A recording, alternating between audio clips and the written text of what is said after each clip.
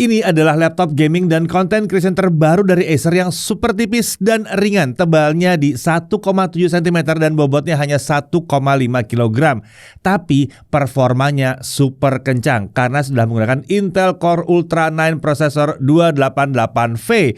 Ya, ini pakai prosesor Lunar Lake yang NPU-nya punya performa hingga 48 TOPS. Jadi langsung memenuhi syarat Copilot Plus PC. GPU-nya juga kencang banget, pakai Nvidia GeForce RTX 5070 laptop yang langsung pakai Nvidia Studio Driver. Jadi cocok banget untuk para content creator. RAM-nya langsung 32GB LPDDR5X yang lega dan super kencang. Storage juga lega, langsung 1TB. Layarnya cantik nih, pakai OLED 14,5 inci, resolusi 2,8K dengan refresh rate 120Hz dan udah 100% DCI P3. Touchpad-nya juga bisa digunakan dengan stylus seperti pen tab gitu. Ya, ini adalah Acer Predator Triton 14 AI.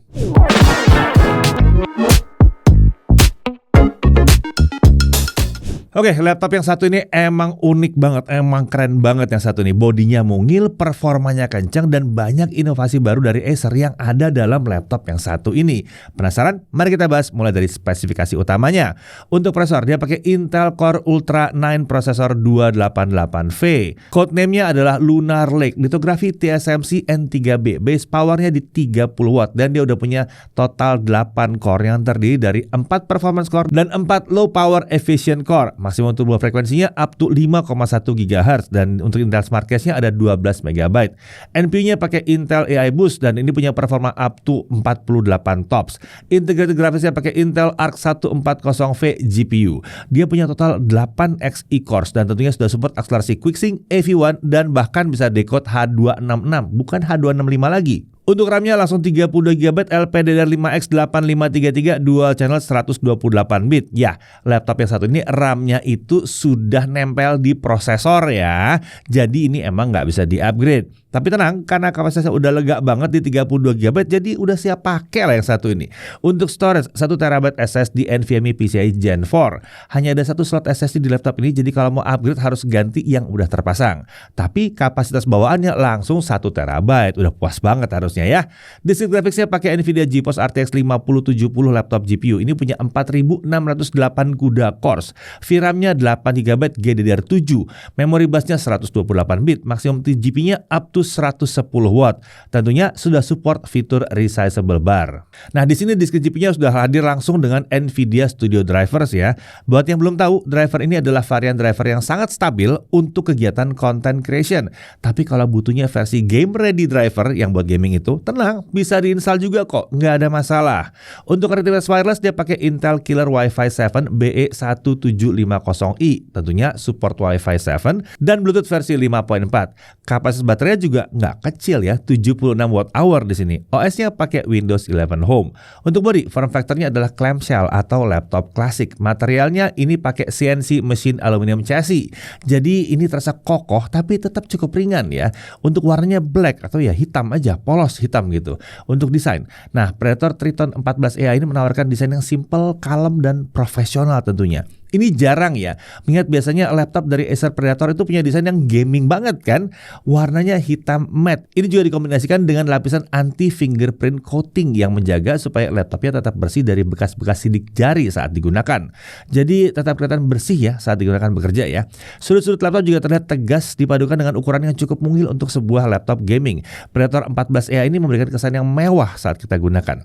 Di area palm rest kanan itu ada logo Predator yang bisa menyala dengan backlit RGB mengikuti backlit dari keyboardnya. Nah, logo di area punggung layar juga punya backlit RGB yang dapat diatur melalui software Predator Sense. Keren nih ya, jadi kalau mau low profile tinggal matiin aja RGB-nya ya. Kalau mau ngejreng, mau gaming banget tinggal nyalain RGB-nya, jadi lebih meriah aja gitu. Untuk dimensi, panjangnya 32,2 cm, lebar 22,5 cm dan ketebalan di 1,73 cm. Untuk bobotnya, laptopnya aja di 1,59 kg, chargernya 368 gram. Ini menarik kalau dibawa-bawa laptop dan chargernya baru mencapai 1,5 1,96 kg saja. Untuk display atau layarnya dipakai panel OLED ukuran 14,5 inci, resolusinya di WQXGA+ atau 2880x1800 pixel. Aspek rasionya jadi modern nih di 16:10. Refresh rate-nya 120 Hz dengan response time di 1 milisecond. Menurut Acer, layar ini punya color gamut di 100% DCI-P3. Nah, kalau dari pengujian kami, kecerahan di mode SDR itu mencapai 385 nits dan untuk mode HDR mencapai 598 nits. Nah, untuk gamut coverage yang ada di 82,8% DCI-P3 dengan gamut volume di 85,3% DCI-P3. Lah, kok nggak nyampe 100% DCI-P3? Tenang, karena di laptop ini terdapat software Acer Chroma Tune yang dapat digunakan untuk mengubah profil warna layar laptop. Nah, karena pengujian tadi dilakukan pada mode defaultnya di mode sRGB, jadi hasil seperti itu. Kalau kita tes di mode lain, contohnya nih di display P3, gamut coverage-nya jadi 99,1% DCI-P3 dan gamut volumenya mencapai 119,9% DCI-P3. Nah, udah pas kan? Sesuai dengan klaim dari Acer. Layarnya juga diverifikasi dengan Kalman Verified, jadi jelas cocok untuk berbagai kegiatan content creation. Dipakai buat nonton juga asik karena layarnya udah support HDR dan disertifikasi VESA Display HDR True Black 500. Di software Predator Sense terdapat menu screensaver yang akan aktif saat layar di kondisi idle dalam waktu yang lama. Ini dapat membantu mengurangi resiko burn-in saat layar menyala dalam kondisi idle. Nah, layar juga ada support touchscreen dengan dukungan 10-point multitouch, jadi bisa buat 10 jari di sini. Tapi memang layarnya belum support penggunaan stylus pen di sini. Nah, untuk bezel kanan kirinya terlihat sangat tipis dan untuk bezel atas itu memang agak tebal karena ada kamera di bagian itu. Nah, untuk kamera dan mikrofonnya itu kameranya resolusinya adalah 1080p 30 fps. Nah, karena prosesor punya NPU, kameranya sudah mendukung berbagai fitur Windows Studio Effects seperti background blur, eye contact, dan auto framing. Untuk mikrofon letaknya di samping kanan dan kiri kamera. Dan yang satu ini tentunya sudah dilengkapi dengan fitur noise cancelling yang tergolong keren di sini. Suara-suara background yang cukup bising itu bisa dihilangkan dengan rapi tanpa membuat distorsi suara penggunanya. Untuk kualitas suara dan mikrofonnya kurang lebih seperti ini. Oke, kali ini kita berada di luar untuk menguji kemampuan mikrofon dari Acer Predator Titan 14 AI. Nah, seperti yang kalian lihat di sini ramai sekali ya teman-teman sama kendaraan. Oh iya, laptop ini punya fitur noise cancelling ya teman-teman. Jadi suara saya masih bisa terekam dengan cukup baik. Oke, kali ini kita berada di luar untuk menguji kemampuan mikrofon dari Acer Predator Titan 14 AI. Nah, seperti yang kalian lihat di sini ramai sekali ya teman-teman sama kendaraan. Oh iya, laptop ini punya fitur noise cancelling ya teman-teman. Jadi suara saya masih bisa terekam dengan cukup baik. Kali ini kita akan uji kemampuan kamera dari Acer Predator Titan 14 AI. Kamera di laptop ini bisa merekam video up to 1080p 30 fps. Hasilnya seperti ini ya teman-teman kalau pakai pencahayaan studio. Gambar udah terlihat detail dengan noise yang minim. Udah oke banget lah untuk meeting online maupun video call. Nah, untuk sistem audio, Predator Triton 14 AI itu menggunakan konfigurasi 6 buah speaker yang disebut sebagai Predator Vox. Predator Vox ini adalah sistem speaker yang sudah dipatenkan dengan desain tube structure. Desain ini diklaim dapat meningkatkan kualitas suara dan memberikan separasi yang lebih bagus. Jadi lubang speakernya itu ada 4 ya. 2 lubang speaker mengarah ke alas dan 2 lubang speaker mengarah ke samping kanan kiri bodi laptop. Speaker ini menggunakan dedicated driver untuk bass dan treble-nya dengan 2 arah keluaran suara untuk memberikan pengalaman imersif bagi penggunanya. Nah, untuk kualitas suaranya kalau kita tes ini sih lantang sih ya, suaranya ya kencang suaranya. Dan kalau dibandingkan dengan laptop-laptop dari Predator yang sebelumnya, ini udah jauh lebih bagus. Tapi memang rasanya kalau by default aja, kita tuh berharap suaranya bisa lebih bagus lagi karena agak kurang bright ya suaranya ya. Nah, di sini kita bisa gunakan equalizer untuk menaikkan brightness-nya supaya dia lebih bright lagi. Nah, di sini jadi lebih enak nih. Tapi sayangnya ini nggak by default aja ada di sini ya. Harusnya adalah preset yang lebih bright seperti ini. Dan tentunya kalau dipakai buat nonton, defaultnya sih udah asik. Apalagi untuk film action atau buat gaming ini asik karena lumayan menggelegar sih sebetulnya. Lanjut untuk konektornya. Di sebelah kiri ada satu Thunderbolt 4, satu USB 3.2 Gen 2 dan ada satu audio jack combo 3,5 mm. Beralih ke sisi kanan, ada satu micro SD card reader slot, ada satu Thunderbolt 4, satu USB 3.2 Gen 2 dan satu HDMI 2.1. Nah, untuk keyboard, ini menggunakan keyboard chiclet dengan layout yang terasa sangat compact ya. Bahkan lebih compact jika dibandingkan dengan Predator Helios Neo 14 yang pernah kami review. Layoutnya itu lebih mirip seperti laptop seri Swift jadinya nih. Untuk tombol navigasi seperti Home, Page Up, Page Down, dan End itu menyatu dengan tombol tombol anak panah. Dan tombol anak panah atas dan bawah itu punya ukuran setengah dari tombol-tombol lainnya. Nah, untuk tombol power itu menyatu dengan layout keyboard dan terletak di pojok kanan atas. Tapi tenang ya, kalau nggak sengaja ketekan, ini nggak terjadi apa-apa kok sebetulnya ya. Harus diniatin banget. Nah, di keyboard ini juga bisa kita temukan tombol Predator Keys yang dapat digunakan sebagai shortcut untuk membuka software Predator Sense. Nah, di area kiri atas keyboard terdapat tombol mode switch key yang secara default berfungsi sebagai shortcut untuk pindah ke mode turbo dengan cepat. Tombol ini dilengkapi dengan backlit yang warnanya akan berubah sesuai dengan mode performa yang digunakan. Nah, untuk keyboardnya ini dilengkapi dengan backlit per key RGB yang juga sudah mendukung fitur dynamic lighting dari Windows. Untuk pengaturan warna dan tingkat kecerahan bisa dicek melalui menu pulsar lighting pada software Predator Sense. Nah, untuk touchpadnya ini menarik banget ya. Karena laptop ini menggunakan haptic touchpad yang terasa sangat mewah sekali saat dioperasikan ya. Ukurannya di kisaran 13,6 x 8,5 cm dengan posisi yang cenderung center to body. Jadi agak melebar ke kanan dari tombol spacebar. Tapi tenang, karena fitur palm rejection-nya keren banget. Jadi kalian nggak perlu takut kalau touchpadnya nggak sengaja kesenggol telapak tangan. Nah, touchpadnya ini rata sejajar dengan palm rest. Desain seperti ini makin menambah kesan simplistik modern dari si laptop yang satu ini. Untuk membatas area touchpad itu hanya tersedia di sisi kanan dan kiri dan ini berupa garis yang memiliki backlit juga. Backlit-nya dapat dinyalakan melalui software Predator Sense. Belum selesai kejutannya karena ternyata touchpad laptop ini juga mendukung penggunaan stylus pen. Itu sebabnya ada stylus pen-nya nih ya. Ya, kalau biasanya layar yang disupport, di sini touchpad-nya yang support. Jadi touchpad-nya ini bisa digunakan seperti sebuah pen tab di sini ya. Tapi sayangnya memang tidak disediakan tempat untuk nempelin stylus ke laptop nih ya. Jadi perlu disimpan terpisah kalau mau dibawa-bawa. Stylus pen ini juga sudah disediakan dalam paket penjualan dan ini menggunakan satu baterai ukuran 4A. Tentunya touchpad ini sudah support protokol MPP 2.0 dan 4096 pressure level. Oke, untuk sistem keamanan, laptop ini menggunakan sistem keamanan biometrik berupa infrared kamera yang sudah support Windows Hello. Nah, untuk sistem pendingin, Predator Triton 14 AI menggunakan sistem pendingin terbaru dari Acer dengan teknologi 6th Gen Aeroblade 3D Fan. Kipasnya ini diklaim sebagai kipas laptop paling tipis di dunia dengan ketebalan 0,05 mm untuk meningkatkan airflow tanpa menambah gaya gesekan terhadap udara. Ini menggunakan dua kipas ya, dan tiap kipasnya punya 100 bilah yang mampu meningkatkan airflow sebesar 20% dibandingkan pendahulunya. Kipas ini juga diklaim mampu beradaptasi terhadap kecepatan putaran dengan mengubah lekukan kipasnya. Tapi bukan hanya kipasnya yang baru, Predator Triton ini juga menggunakan material thermal interface yang baru, yaitu grafin. Ya, ini bukan pakai thermal paste biasa, yang satu ini pakai grafin thin yang diklaim memiliki thermal conductivity atau kemampuan penghantar panas 14,5% lebih baik dibandingkan thermal paste biasa. Jadi panas dari CPU dan GPU bisa dipindahkan dengan lebih cepat dan stabil ke vapor chambernya. Intake udara itu dari bawah dan atas laptop dengan ventilasi pembuangan ke arah belakang. Nah, meskipun ke arah belakang, kita bisa lihat di bagian engsel ya, kalau yang ke arah layar itu tertutup cukup rapat. Jadi semua udara panas itu terbuangnya ke bawah, tidak menembak langsung ke monitor. Sekarang kita masuk dalam aspek performanya. Seperti laptop Acer Predator yang lain, laptop ini dilengkapi dengan mode performa yang dapat kita ubah melalui software Predator Sense. Opsinya adalah Quiet, Balance, Performance, dan Turbo. Kita juga bisa mengatur kecepatan kipas melalui software ini ya. Opsinya adalah Auto, Max, dan Custom.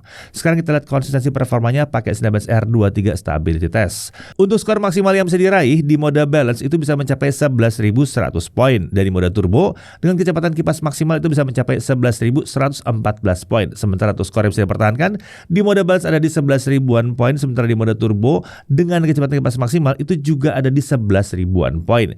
Jadi sebenarnya mirip-mirip aja ya performa antara mode balance dan turbo. Untuk suhu kerjanya di mode turbo suhu CPU ada di kisaran 55 sampai 60 derajat Celcius. Adem banget yang satu ini.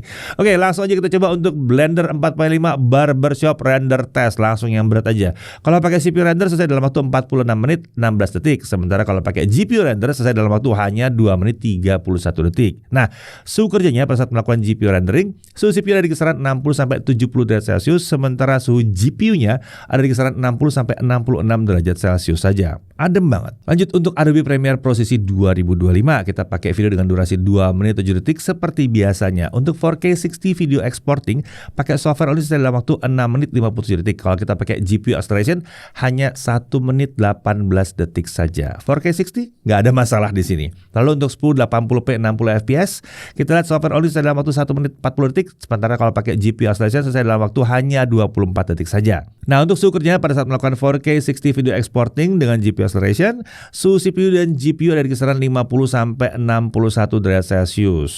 Jadi lagi-lagi adem banget. Lanjut untuk DaVinci Resolve 19.1, software video editing kelas profesional versi gratisnya nih ya.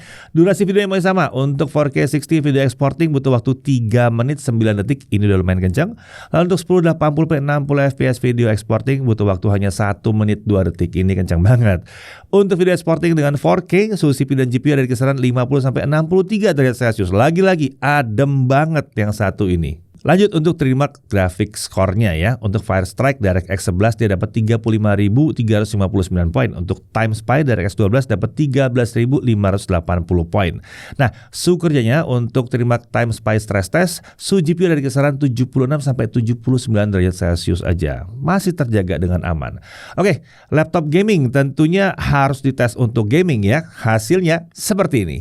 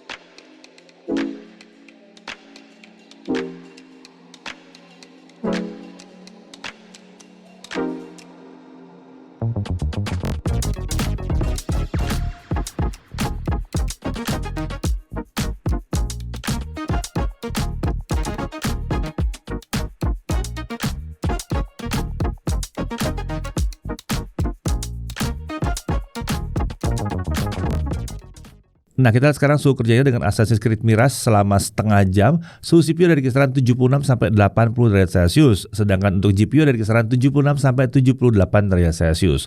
Untuk suhu permukaan, titik terpanas ada di keyboard bagian tengah, lebih tepatnya di sela-sela tombol yang mencapai 46 derajat Celcius. Kalau untuk tombol-tombolnya, suhu itu ada di kisaran 38-43 derajat Celcius.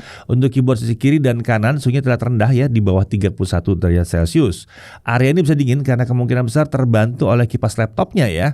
Lalu untuk area palm rest dan touchpad ini aman banget, suhunya di bawah 31 derajat Celcius. Sekarang kita lihat kecepatan SSD-nya. Untuk kecepatan bacanya ada di 7146 MB per second dan tulis di 6460 MB per second.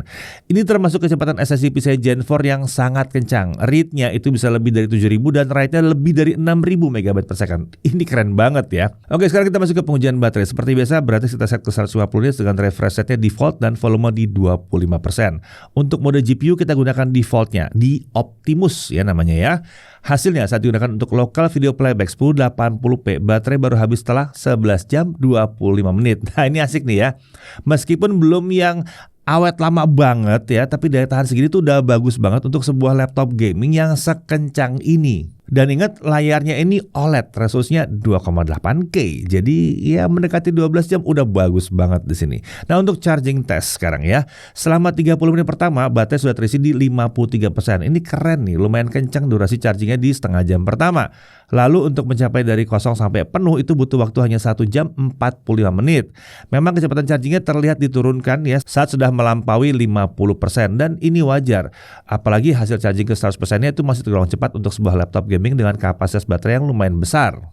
Oke, laptop cantik yang inovatif ini dijual di harga kisaran 44.999.000 dan ini sudah termasuk Microsoft Office Home 2024, ada gratis Microsoft 365 selama 1 tahun, PC Game Pass 3 bulan, ada Acer Predator Backpack, dapat stylus pen juga di sini dan ada garansi 3 tahun spare part dan layanan termasuk garansi on-site selama 3 tahun lengkap dengan AADP atau Acer Accidental Damage Protection di 1 tahun pertama. Oke, sekarang kita masuk dalam hal yang perlu diperhatikan. Pertama, karena RAM-nya udah dipasang di prosesor ya.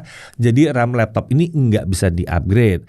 Tapi kan udah 32 GB, jadi udah lega lah buat sebuah laptop gaming tahun 2025. Bahkan sampai 2026 juga ini masih termasuk besar ya. Kemudian untuk speakernya, by default ini kurang bright rasanya menurut kami. Tapi untungnya masih bisa di-tuning.